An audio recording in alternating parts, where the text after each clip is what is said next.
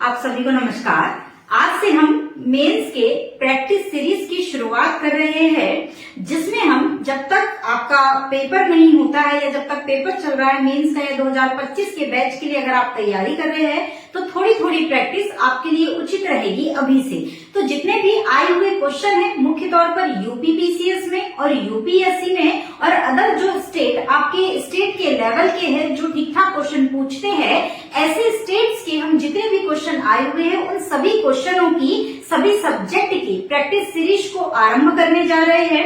इसमें आज हम, चूंकि मेरा सब्जेक्ट ज्योग्राफी रहा है, मैं पढ़ाती भी यही हूँ मेंस में भी और प्रीलिम्स में भी, और साथ ही इसके अलावा इथिक्स जो मैं मेंस में भी पढ़ाती हूँ। तो ऐसे कुछ एरियाज है, उसके अपने अपने सब्जेक्ट के अपने अपने टीचर्स आपसे जो क्वेश्चंस है उनकी प्रैक्टिस आपको डेली लगातार करवाएंगे, जिसमें से अभी 2 क्वेश्चन मैं आपके साथ में लेकर के आई हूँ। तो चलिए हम लोग शुरू करते हैं इस सीरीज को। तो यहाँ पर सबसे पहले आपके सामने एक क्वेश्चन है जो कि यूपीपीसीएस के 2018 के पेपर में पूछा गया था कि वायु राशि क्या है और इसकी प्रमुख विशेषताओं का उल्लेख करें। ये आपसे प्रश्न पूछा गया था और ये जो प्रश्न आपसे पूछा गया था कितने वर्ड का था, तो ये 200 शब्दों में 200 वर्ड्स में आपसे ये क्वेश्चन पूछा गया था। ठीक है, अब अगर आपने पहले से थोड़ा बहुत पढ़ रखा है या कुछ नहीं भी पढ़ रखा है तो भी अभी ये क्वेश्चन अगर हम लोग अभी यहाँ पे सॉल्व करेंगे तो थोड़ा थोड़ा आपकी समझ में आने लगेगा। और जिन्होंने पढ़ रखा है, जिन्होंने मेंस ऑलरेडी पढ़ रखी है, उनकी तैयार है, वो बस अभी प्रैक्टिस करना चाहते हैं या प्रैक्टिस कर रहे हैं, तो उनको भी ये सहायता देगा। तो यानी कि दोनों वर्गों के लिए, जो कुछ नहीं जानता है उसके लिए भी ये महत्वपूर्ण है और जो सब कुछ जानते हैं उनके लिए भी ये महत्वपूर्ण है। तो यहाँ पर सबसे पहले प्रश्न आपसे पूछा कि वायु राशि क्या है। 2 प्रश्न यहाँ पर आपसे है। पहला जो हिस्सा है उसमें आपसे पूछ रहा है कि वायु राशि क्या है और दूसरे हिस्से में आपसे पूछ रहा है कि इसकी प्रमुख विशेषताओं का आप उल्लेख करें। अब आप इसको कैसे लिखेंगे या कैसे इसको बेहतर बना सकते हैं जिससे आपको अदर कैंडिडेट की अपेक्षा ज्यादा नंबर मिले, तो यहाँ पर कुछ तरीके होते हैं। सबसे पहले जो क्वेश्चन आपके सामने आया है उसको 2 भागों में आपको बांटना है। यहाँ पर 2 भागों में बांटने की बहुत ज्यादा जरूरत नहीं है क्योंकि ये ऑलरेडी आपको 2 पार्ट में बांट करके दिया गया है। एक में आपसे पूछ रहा है कि ये क्या है, यानी कि वायु राशि क्या है, और आपने दूसरे पैटर्न में, दूसरे पहलू में आपसे पूछ रहा है कि इसकी विशेषता क्या है। तो यहाँ पर सबसे पहले, अच्छा एक चीज याद रखना, सिलेबस से आप सभी परिचित होंगे, अगर नहीं हो तो सिलेबस को अपने पास लेकर के बैठे। सिलेबस में जब पहला जो प्रश्न पत्र है उसका सिलेबस आप देखेंगे तो उसमें एक लाइन आपको दी गई है कि भूकंप, ज्वालामुखी, है ना, सुनामी, चक्रवात, ये सब दिया गया है। तो वहां पर स्पेशल अगर आप इसको वर्ड को खोजने जाएंगे, इस टॉपिक को खोजने जाएंगे तो आपको सिलेबस में नहीं नजर आएगा। आपका जो सिलेबस है थोड़ा सा छुपो रुस्तम, हम उसको कह सकते हैं कि थोड़ा सा छुपे रुस्तम टाइप है। छुपे रुस्तम ऐसे है कि उसने भले ही सिलेबस में आपको वर्ड दे दिया है, 2 मिनट थोड़ा सा समझ लो, सिलेबस में भले ही उसने आपको वर्ड दे दिया है भूकंप, आपको वर्ड दे दिया है ज्वालामुखी, आपको वर्ड दे दिया है सुनामी, ठीक है, और आपको कौन सा वर्ड दिया है, आपको चक्रवात वगैरह, है ना। तो जो आपको सिलेबस में शब्द दिए हैं उन शब्द सह आपको तैयारी नहीं करनी है। उस सिलेबस में जो शब्द दिए हैं उनके आगे और उनके पीछे बहुत कुछ होता है। जब इस पर्टिकुलर टॉपिक पर आपको पहुंचना है तो इस पर्टिकुलर टॉपिक पर पहुंचने के पहले आपको बहुत सारी थ्योरीज पढ़नी पड़ती है, बहुत सारे कॉन्सेप्ट समझने होते हैं, तब आपको पर्टिकुलर एक टॉपिक नजर आता है, एक टॉपिक समझ में आता है। तो वो भी क्या हो जाता है, आपके सिलेबस का ही हिस्सा हो जाता है। क्यों? क्योंकि वो इन होल टॉपिक से जुड़े हुए होते हैं। जैसे कि अगर चूंकि हम यहाँ पर वायु राशि की बात करें तो वायु राशि आपकी जुड़ी हुई है किससे, चक्रवात से। किससे जुड़ी है, चक्रवात। यानी कि अगर आपको चक्रवात को समझना है, ध्यान से, आपको अगर चक्रवात को समझना है तो आपको वायुमंडलीय परिसंचरण की जानकारी होनी चाहिए। किसकी? आपसे क्या डिमांड करता है चक्रवात की? पहले आपको वायुमंडलीय परिसंचरण की जानकारी हो, आपको किसकी जानकारी हो, वायु दाब की जानकारी, यानी कि आप वायु दाब को जानते हैं, वायु दाब की प्रवणता को आप समझते हैं, निम्न वायु दाब यानी कि लो प्रेशर, हाई प्रेशर, निम्न वायु दाब, उच्च वायु दाब को आप जानते हैं, ठीक है। तो ये चक्रवात को पढ़ने के पहले की क्या है, कॉन्सेप्ट जो आपको समझने हैं। किसके लिए? चक्रवात के लिए, क्योंकि चक्रवात में यही सारे शब्द आपको बार बार आएंगे। इसके अलावा आपको क्या जानना होगा? वायु राशियां क्या होती है, ठीक है, क्योंकि वायु राशियों से ही आपके क्या बनेंगे? वाताग्र बनेंगे, विक्षोभ बनेंगे, चक्रवात बनेंगे और प्रति चक्रवात बनेंगे। तो इसके लिए आपको चक्रवात अकेला सिंगल लिखा हुआ है, लेकिन इसके लिए आपको बहुत सारे टॉपिक समझने होते, पढ़ने होते। साथ ही आपको क्या जानना होगा? जेट धाराओं को भी जानना होगा, क्योंकि इनकी भी भूमिका होती है चक्रवातों में, ठीक है। तो यहाँ पर इस अकेले चक्रवात को पढ़ने से पहले आपको वायुमंडलीय परिसंचरण समझना होता है, वायु दाब, उसकी प्रवणता, हाई प्रेशर, लो प्रेशर, वायु राशियां जिसमें वाताग्र, विक्षोभ, चक्रवात, प्रति चक्रवात, इनको समझना होता है। और साथ ही आपको क्या समझना होता है? जेट धाराएं। तो ये जो क्वेश्चन आपसे पूछा गया है, ये पूछा गया है चक्रवात के पर्पस से, क्योंकि इसको पढ़ने से पहले आप इसको जरूर पढ़ते हैं। अब आई बात समझ में कि आपके सिलेबस में कहां से दिया हुआ है। जितना भी यहाँ पर आपको पढ़ाया जाएगा, आपको मैं एक बात बता दूं, आपको सिलेबस में कहाँ कौन सी चीज मिलेगी, ये सब कुछ बताते हुए ही पढ़ाया जाएगा, ठीक है। तो अभी एक बात समझ में आ गई कि ये जो क्वेश्चन आया है हमसे, ये भूगोल के चक्रवात वाले टॉपिक से आपसे पूछा गया है, पहली बात, ठीक है। अब यहाँ पर इसको लिखेंगे कैसे, या कैसे हम इसको तैयार कर सकते हैं? तो सबसे पहले वायु राशि क्या है, सिंपल सी आपसे बात पूछी गई है। तो वायुमंडल में जो विशाल हवाओं का समूह होता है, या हवाओं का जो पुंज होता है, जिसकी भौतिक विशेषताएं मुख्य तौर पे तापमान और आर्द्रता, ठीक है। यानी कि पहले पॉइंट में या पहले संदर्भ में मैं इसमें क्या बोल सकती हूँ? वायु राशि क्या है इस संदर्भ में, यानी अभी हम क्या तैयार करने जा रहे हैं? प्रस्तावना को तैयार करने जा रहे हैं। तो इसमें मैं आपको पॉइंट बता रही हूँ, लिखना प्रस्तावना आपको पैरा में है, लेकिन मैं यहाँ पे आपको पॉइंट में समझाने का प्रयास कर रही हूँ, ठीक है। अब यहाँ पर वायु राशि क्या है? तो सबसे पहले वायु राशि क्या होती है? वायुमंडलीय हवाओं का क्या होती है? पुंज होती है, विशाल पुंज होती है, ठीक है। क्या होती है? वायु राशि वायुमंडलीय हवाओं का क्या होती है? विशाल पुंज होती है, ठीक है।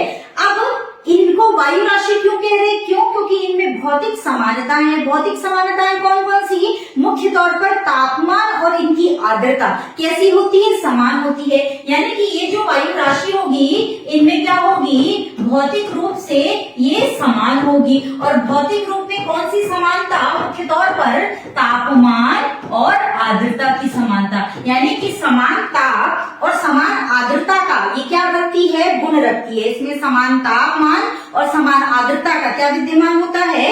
गुण विद्यमान होता है, ठीक है। अब यहाँ पर इसकी जो उत्पत्ति है, या इसकी जो प्राप्ति है, या इसका जो निर्माण है, वो कैसे होता है? तो किसी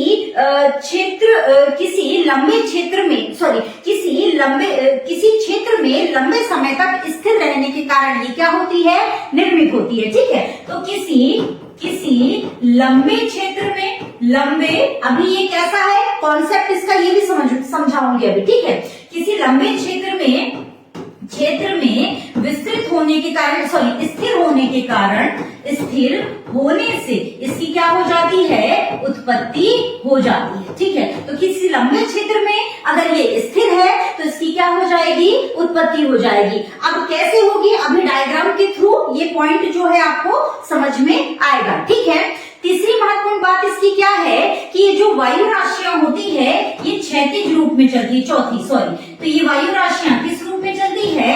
क्षैतिज रूप में चलती है। जो वायु है वो दो प्रकार से चलती है, एक ऊर्ध्वाधर और एक क्षैतिज। ऊर्ध्वाधर चलने वाली हवाओं को हम क्या कहते हैं? संवहन तरंगे। जो नीचे से ऊपर की ओर चलती है, ये क्या कहलाती है? संवहन तरंगे कहलाती है। और एक कैसी चलती है?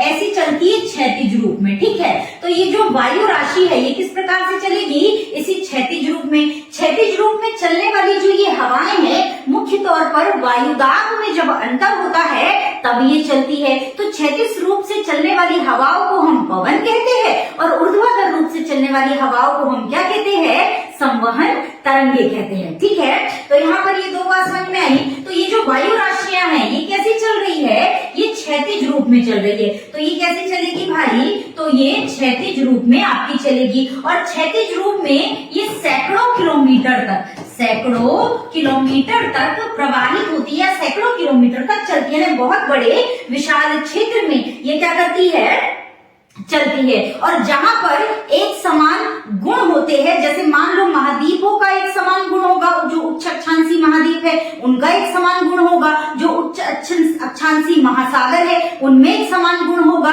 जो उष्णकटिबंधीय महासागर है उनका गुण एक समान होगा, जो उष्णकटिबंधीय महाद्वीप है उनका गुण एक समान होगा।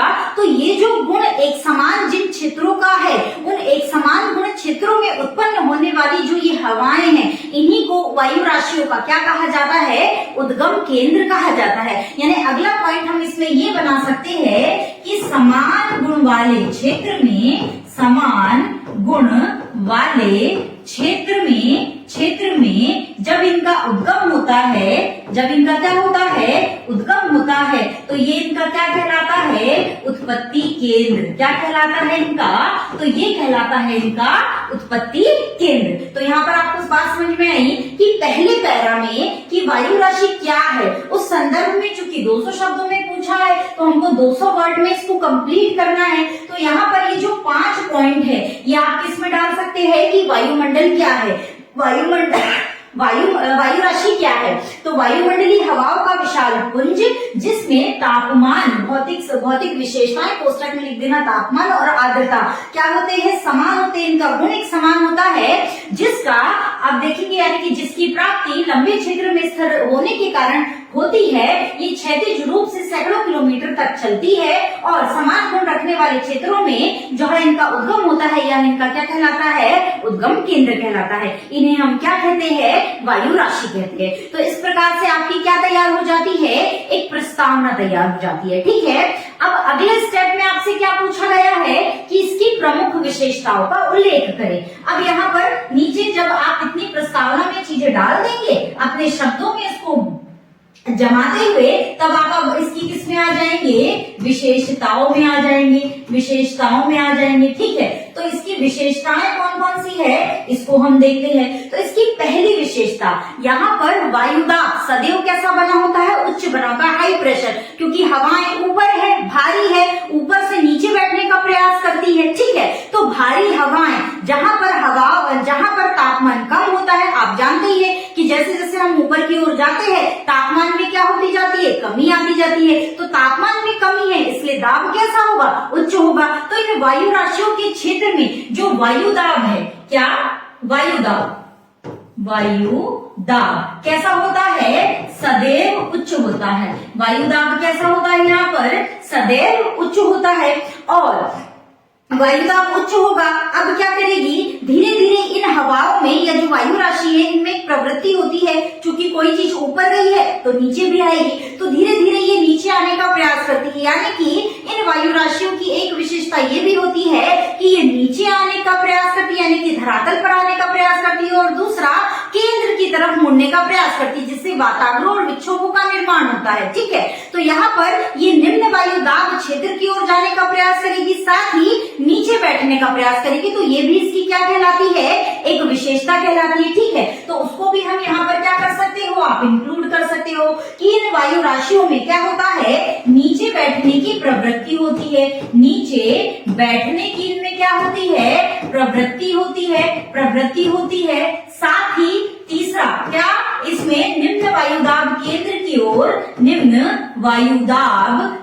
की ओर चलने की प्रवृत्ति होती है, केंद्र की ओर चलने की प्रवृत्ति होती है, नीचे बैठने की प्रवृत्ति होती है। अब क्या होता है, कई बार यहाँ पर एक कॉन्सेप्ट और समझो, जब ये नीचे बैठने की प्रवृत्ति रखती है तो अपने साथ जो इसके पास धूल कण मौजूद है, उन धूल कणों को भी क्या कर लेती है, धरातल पर लेकर आ जाती है। और धूल कण जब धरातल पर आ जाते हैं, सतह पर आ जाते हैं, तो क्या हो जाता है, आपका जो दृश्यता प्रभाव है उसमें क्या हो जाती है, कमी हो जाती है। दृश्यता प्रभाव क्या हो जाता है, घट जाता है, आपको ज्यादा दूर की चीजें दिखाई नहीं देती। तो ये सब क्या किससे जुड़ा हुआ है, वायु राशियों के नीचे बैठने चलने से यानी कि विशेषताओं से। तीसरा, निम्न वायुदाब के केंद्र की ओर ये चलने की इनमें प्रवृत्ति होती है, इन्हीं से ही वाताग्र बनते हैं और बाद में जाकर के चक्रवात और प्रति चक्रवातों का क्या हो जाता है, निर्माण हो जाता है। तो यहीं पर डैश देखिए, क्या वाताग्रों के निर्माण में सहायक,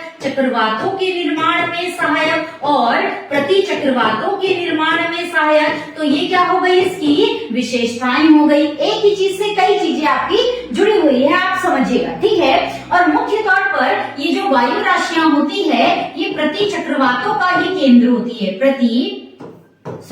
किसका केंद्र होती है, प्रति चक्रवातों का ही केंद्र होती है। तो प्रति चक्रवातों का केंद्र किन्हें कहा जाता है, वायु राशि को कहा जाता है, ठीक है। साथ ही यहाँ पर जो वायु राशि के क्षेत्र होते हैं, यहाँ पर क्या मौजूद होते हैं, पच्छाद मेघ मौजूद होते हैं, जिनकी कोई खास छाया नहीं पड़ती, ठीक है। क्या मौजूद होते हैं, यहीं पर पच्छाद मेघ भी मौजूद होते हैं, जिनकी कोई खास छाया नहीं पड़ती, ठीक है।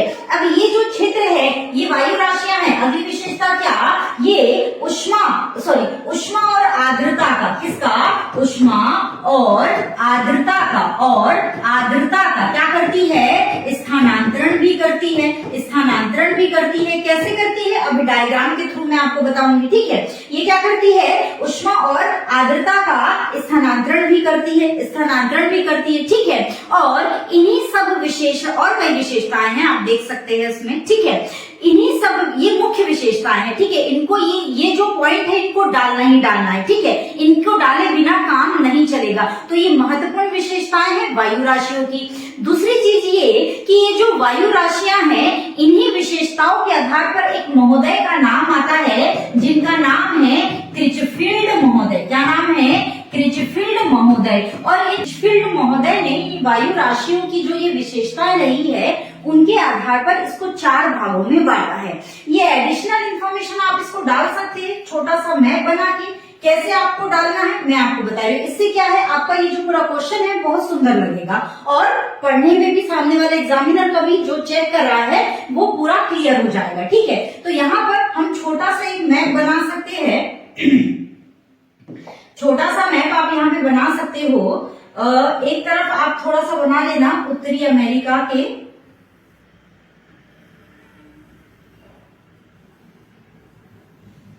और यहीं से आपका निकल जाएगा दक्षिण अमेरिका, है ना। ये आपका हो गया दक्षिण अमेरिका। यहीं पर आगे आप क्या बना देंगे, छोटा सा ग्रीनलैंड, यहाँ पे आइसलैंड, और इधर आपके आ जाएंगे यूरोप के, ये यूरोप का यूरेशिया वाला पार्ट चला गया आपका इधर, ये आपका इंडिया हो गया, ये इधर ऐसे चला, ठीक है। इधर आपका आ जाएगा अफ्रीका, ये आपका हो गया अफ्रीका। तो ऐसे आप छोटा एरिया में क्या बना सकते हो मैप, ये है यूरोप, ये है ग्रीनलैंड, ये उत्तरी अमेरिका, दक्षिण अमेरिका, अफ्रीका, ठीक है। यहाँ पर आपके ऑस्ट्रेलिया वगैरह आ जाएगा, तो वो उतना हालांकि इसमें उत्तर जरूरी नहीं है, ये इंडोनेशिया वाले आपके इधर चलेगा, ठीक है। तो यहाँ पर इस तरीके से आप मैप बना सकते हो। अब वायु राशि मुख्य तौर पर 4 भागों में बटी हुई है। एक कहलाती है आपकी ध्रुवीय वायु राशि, एक कहलाती है आपकी उष्ण वायु राशि, ठीक है। तो यहाँ पे आपको क्या मिल जाएगा, तो इधर उत्तरी क्षेत्रों में आपको मिलता है आर्कटिक महासागर का विस्तार। किसका मिलता है, आर्कटिक महासागर का विस्तार, ठीक है। अब यहाँ मध्य भाग में आपको क्या मिलेगा, अटलांटिक महासागर, इधर क्या मिल जाएगा आपको, प्रशांत महासागर, ठीक है। अब महासागरीय वायु राशियों की विशेषताएं अलग होगी, महाद्वीपीय वायु राशियों की विशेषताएं अलग होगी, और इनको अक्षांशीय आधार पर अगर हम बांटे तो महासागरीय ध्रुवीय वायु राशि, महाद्वीपीय ध्रुवीय वायु राशि, महासागरीय उष्ण वायु राशि और महाद्वीपीय उष्ण वायु राशि। तो इस प्रकार से आप इसको क्या कर सकते हैं, बांट सकते हैं। तो इन महाद्वीपों में पाई जाने वाली जो वायु राशि है उसको आप क्या कहेंगे, उसको आप कहेंगे महाद्वीपीय ध्रुवीय वायु राशि। क्या, महाद्वीपीय ध्रुवीय वायु राशि। ये कहाँ मिल जाएगी, उत्तरी अमेरिका हो गया, ग्रीनलैंड हो गया, साइबेरिया हो गया, जो उच्च अक्षांशीय क्षेत्र है वहां पर सब जगह आपको क्या मिल जाएगी, जाएगी महाद्वीपीय ध्रुवीय वायु राशि, महाद्वीपीय, है ना। तो इस तरीके से आपको ये मिल गई। अब आर्कटिक महासागर और जो अटलांटिक महासागरों की जो सबसे उत्तरी जोन है, सबसे उत्तरी क्षेत्र है, मुख्य तौर पर देखा जाए तो आर्कटिक महासागर वाले क्षेत्र, तो यहाँ पर आपको क्या मिल जाएगी,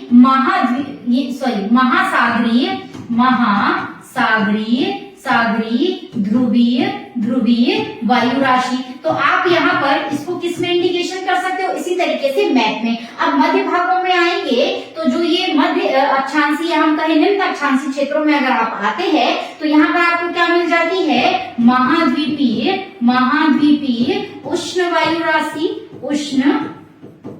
राशि, और जलीय क्षेत्रों में आपको क्या मिल जाएगी, महासागरीय उष्ण वायु राशि। बस इतना सा आपको इंडिकेशन यहाँ पर कर देना है। चूंकि विस्तार हमसे ज्यादा पूछा नहीं है तो हम सिर्फ इसको एक मैप के माध्यम से छोटा सा इंक्लूडेशन करके हम यहाँ पर बता देंगे। इससे जो आपका जो क्वेश्चन है, अब देखिए कितना अच्छा और पूरा नजर आ रहा है। ठीक है, क्वेश्चन क्या पूछा, वायु राशि क्या है, इसकी प्रमुख विशेषताओं का उल्लेख करें, जिसमें आप इसका क्या बनाएंगे, पहले पैरा बनाएंगे, ये सारी विशेषताएं डालेंगे, ये पैरा बनाएंगे, प्रस्तावना बनाएंगे, उसके बाद इसकी विशेषताओं का आप वर्णन करेंगे। इसमें लगभग आपके 180 शब्द चले जाएंगे, बचेंगे 20 शब्द। तो उन 20 शब्दों में आप क्या कर सकते हो, ये इस तरीके का इंडिकेशन क्रिचफील्ड महोदय का नाम लिख करके आप बता सकते हो कि इन्हीं विशेषताओं के आधार पर 4 भागों में बांटा गया है, और छोटा सा डायग्राम बना करके बस इसको यहाँ पर ऐसा दिखा सकते हो। इससे आपका क्वेश्चन भी अच्छा रहेगा और आपको नंबर भी अच्छे खासे मिल जाएंगे। और आपका एक क्वेश्चन यहाँ पर क्या हो जाता है, तैयार। कितने शब्दों में था, 200 शब्दों में। ठीक है, तो बस थोड़ी सी तैयारी की आवश्यकता है, बाकी आप कर ले जाएंगे। अगला क्वेश्चन